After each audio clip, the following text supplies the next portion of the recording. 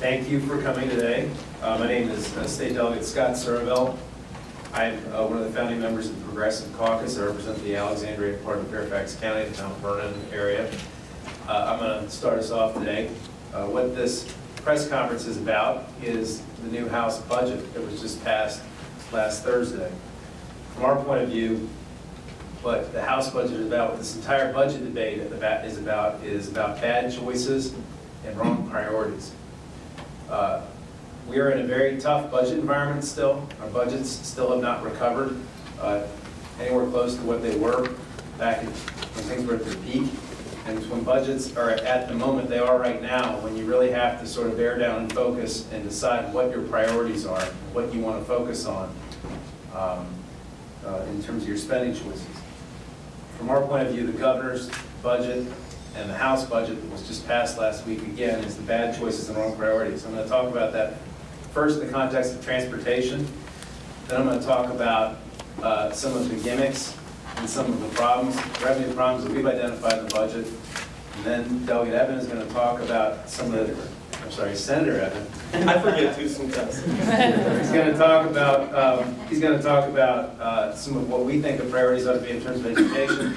And Delegate Hope, Progressive Caucus Chairman, is going to wrap it up talking about some of the other priorities that we think we ought to be focusing on instead of what the current budget is focused on. So first of all, with respect to transportation, from our point of view, the governor's transportation proposal and the transportation proposal that was passed by the House of Delegates and that's contained in the budget is really largely a gimmick. It doesn't even begin to solve the problems we have. Currently, we are diverting $500 million a year from the state's construction funding to maintenance.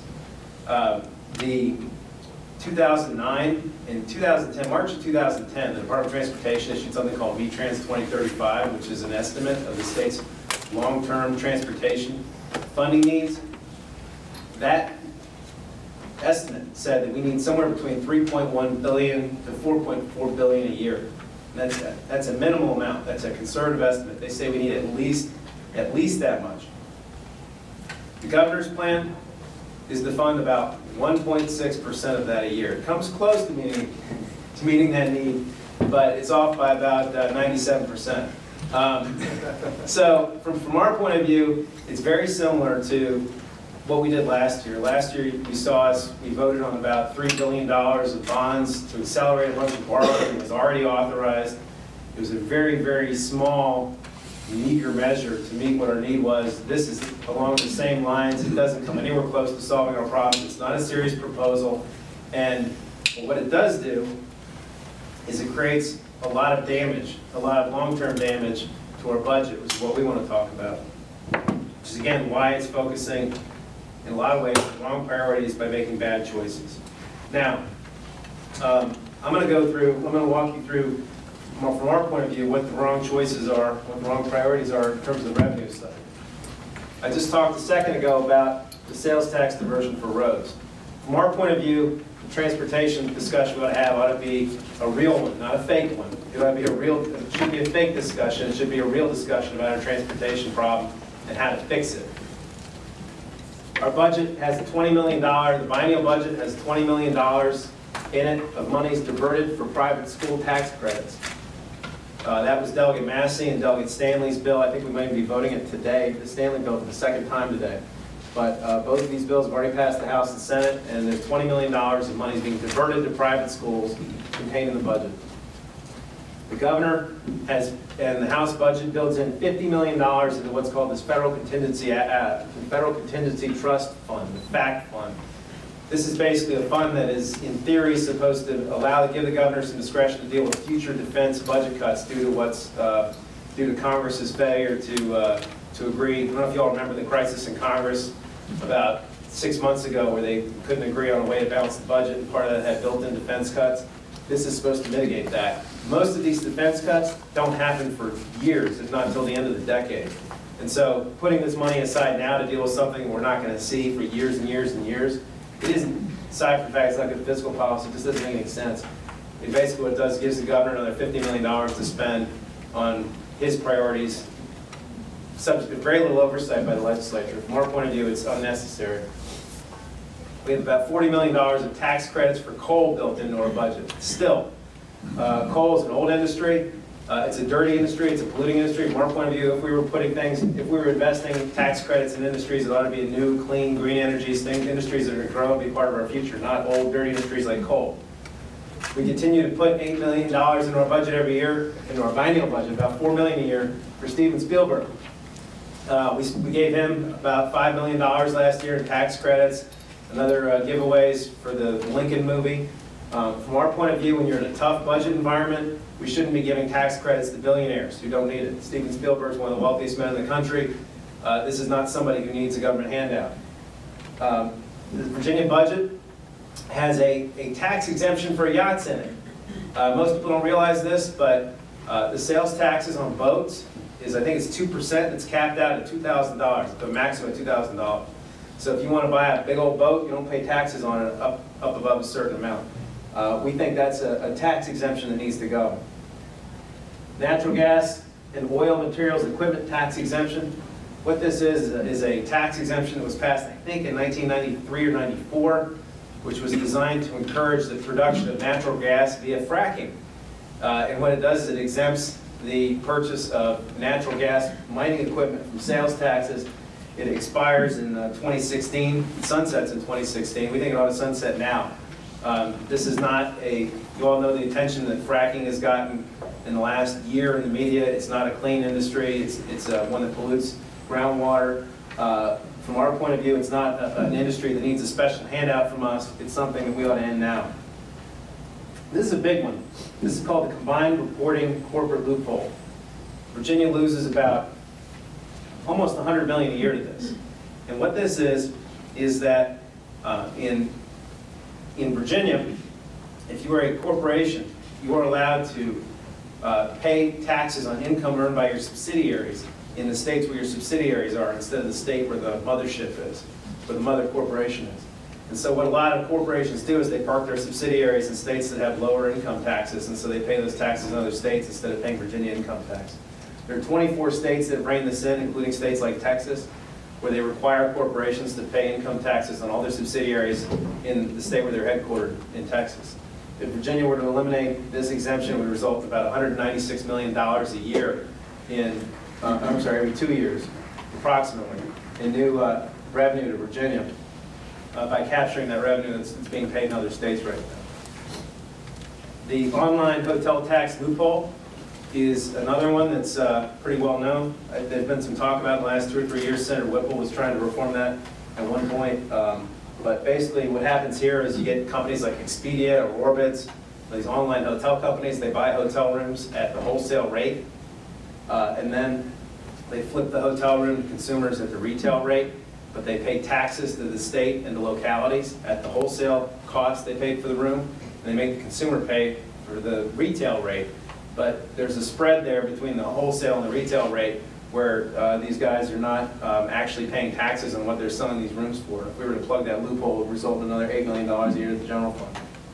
Domestic production deduction is another sort of tax loophole that was created back, I think, in 2006 or 2007, which gave preferences to certain kinds of manufacturing activities, which basically said you were allowed to just automatically not pay taxes on a certain percentage of income relating to certain types of manufacturing that includes food processing, software development, filmmaking, mining and oil extraction, publishing, electricity and natural gas production and construction.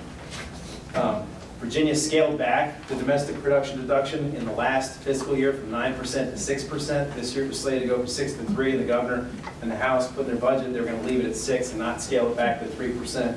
That decision cost the budget $20 million over the biennium. The last thing is the gold, silver, and platinum sales tax exemption, which was just added, although I wish it hadn't in retrospect, but basically we created a sales tax exemption for gold, silver, and platinum bullion, which has been a very popular thing amongst a lot of folks that are sort of economic doomsdayers. They think buying gold and platinum and silver is the right thing to invest in. We created an exemption in Virginia. That's just an estimate. All these are estimates, by the way, and I can give you backup for any of them if you want to see some backup, but we estimate that at $1 million. In the big scheme of things, it's not huge, but all this totals $480 million in the biennium. We think if the state would reorient its priorities, make the right choices and focus on the right priorities, we'd have another $480 million to allocate to things that we think are more higher and better priorities than what is currently under discussion right now. From our point of view, these are the choices that we're faced right now. You can either pick movie producers, yachts, old dirty industries, diverting sales taxes, which are only paid by Virginians, by the way. Gas taxes are 30% paid by out-of-staters. Or we can, instead of these choices, we can invest in Virginians, invest in our people, and do these kinds of things. And that's what my colleague Adam Ebbin, next up here, my colleague Senator Ebbin, is going to talk about how we believe these monies could be invested in education. Thanks. Before I get started, I want to acknowledge Nick Kessler in the back of the room, our executive director. If anyone hasn't gotten a press packet on the way out, Nick has them for you. I wanted to talk about choices, good choices and bad. Now, we want to put Steven Spielberg and yachts behind teachers, not ahead of teachers. And we're going to talk a little bit about what the Progressive Caucus would do over what the House Republicans would do or the Senate Republicans would do in their failed budget. Since 2009, we've got 31,000 more students to educate. We're doing it with less money and fewer teachers. Since the 2005-2006 biennium, Virginia had one of the smallest average class sizes in the nation, only the third smallest in the nation. Now we are 42nd in the nation, and we've got some graphs in your packet that, document that. We've got ideas on good choices on how to repair the damage that's been done. We want to increase state per pupil funding well beyond the 2009 funding levels. In 2009, it was the height of the recession, and we did better than we're doing now, and certainly than what's proposed now. Now, I have also, we've got 16.7% fewer teachers, and the U.S. average in the same time period is 10% more. So the United States, on average, has 10% more teachers, while Virginia has 16.7% fewer. Our neighbors have hired teachers, and meanwhile we fire teachers. We've got a reputation in Virginia as the best state for the educational outcome for a child. We want to maintain that reputation. And it's going to catch up with us if we don't invest in education. Now, we're proposing hiring approximately 4,500 more teachers as one alternative to the wasteful spending in the current budget. Now, I've got a chart that's at the very end of your press packet, and it's got the methodology used for what I'm going to highlight.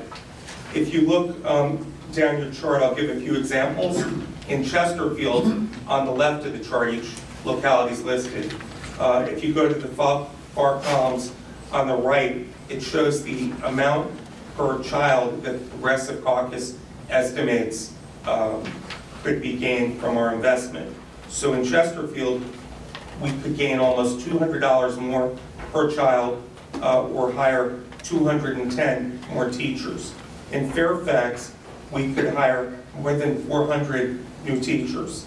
In Loudoun, we could hire 183 more teachers.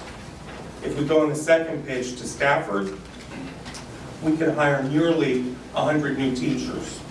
If we go to Virginia Beach, where all the cities are listed after the counties, we could hire 240 new teachers or spend close to $200 more per pupil.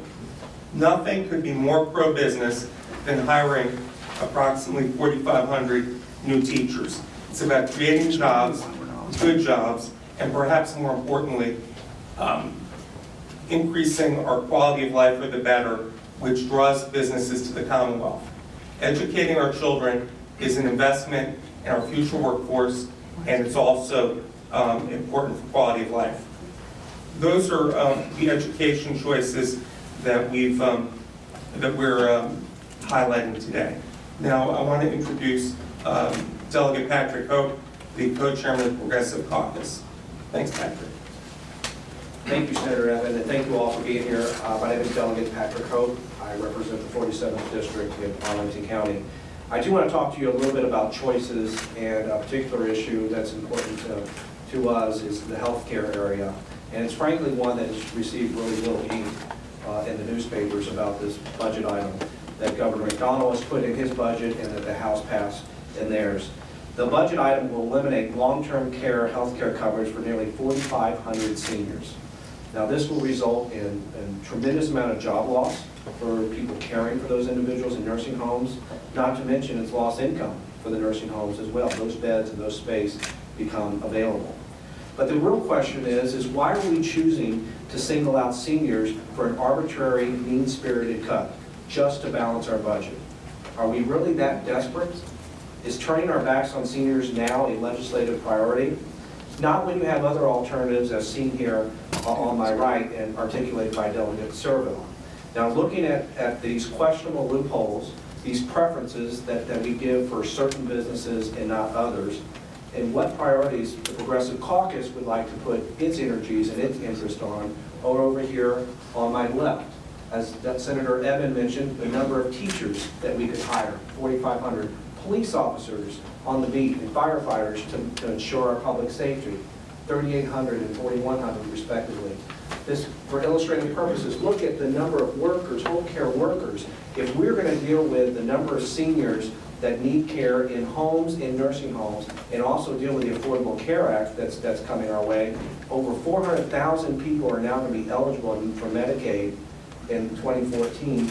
We need to have people on the ground and ready to serve them, preferably in the community.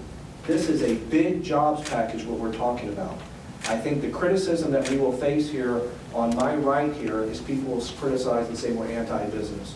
But what is more pro-business than job creation and what Senator Ebbin was talking about, investing in our future, in our education?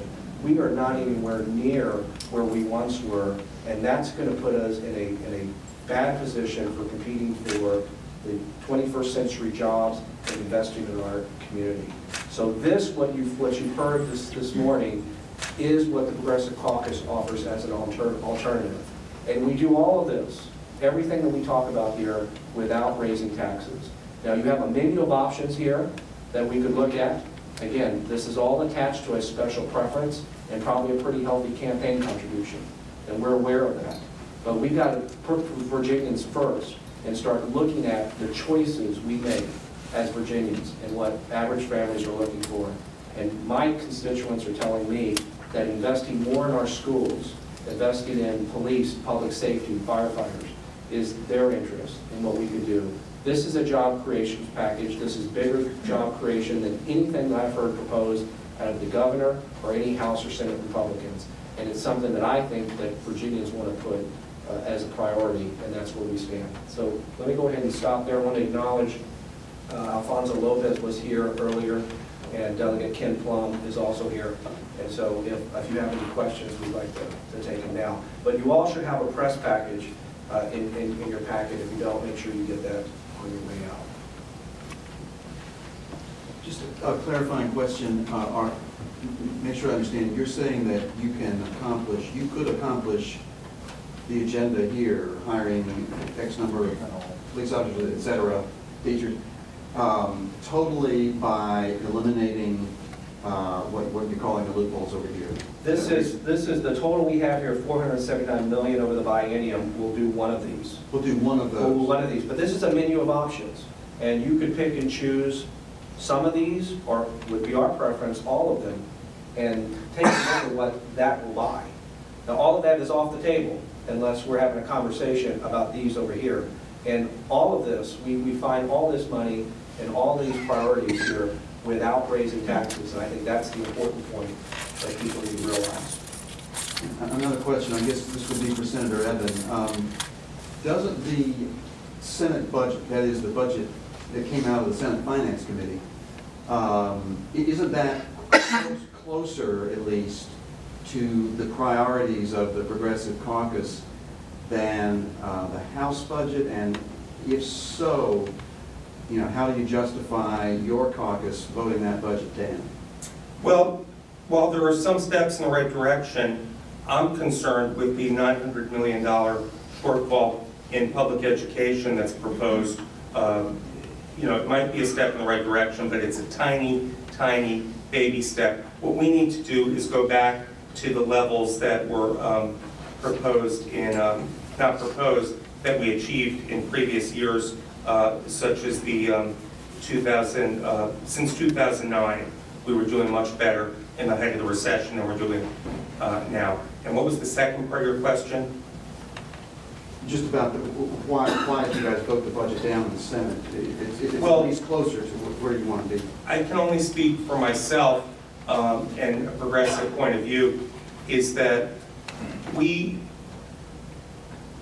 need to be about people as priorities, and when we don't add to education, when we're focused on denying teachers job security so that we can potentially fire more of them more easily, that's not where I want to be.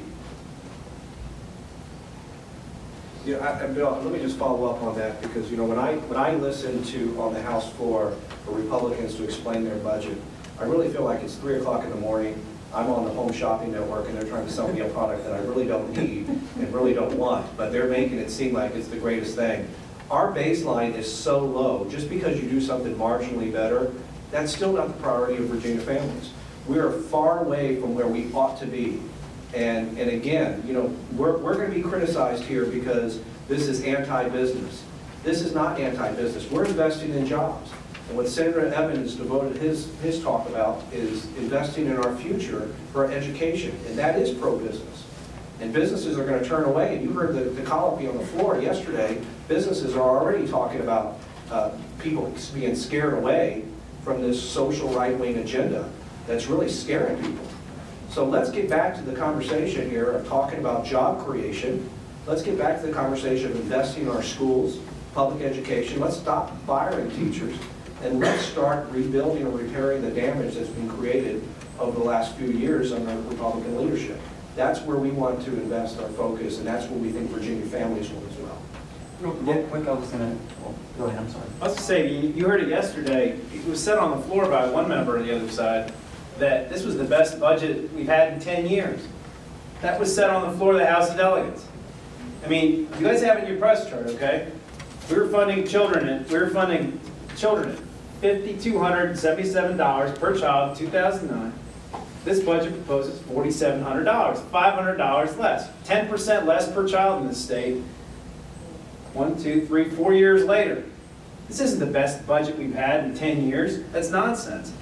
I mean, we've gone from, what is it, second in class size to 42. We got 100,000 children on the subsidized child care wait list. I mean, you just look around the state, the idea that this is a great budget is nonsense.